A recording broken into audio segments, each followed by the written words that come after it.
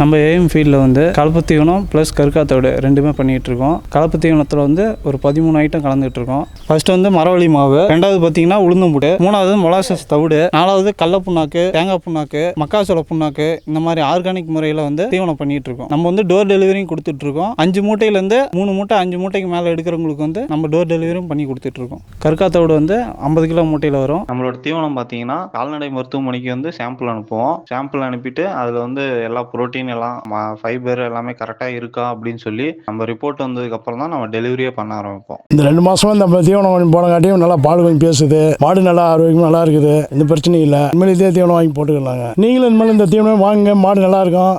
2 மாசமா அந்த தீவனம் பாடும் நல்லா பால் பீசுது. தவிடு தீவனம் நல்லா இருக்குது, நாங்கள் பாலும் நல்லா கறக்குது. வாங்கி போடுறவங்களும் நல்லா வாங்கி போடுங்க, நல்லா பால்லாம் நல்லா நிறையா கறக்குது. நம்ம லேண்ட்மார்க் ஏஎம் ஃபீட்ஸ் வந்து அமைஞ்சிருக்க இடம் வந்து வாழப்பாடி வட்டம் அத்தனூர்பட்டி பெருமா கோயில், புதுசாக கட்டின பெருமா கோயில் பக்கத்தில் வந்து அமைஞ்சிருக்கு.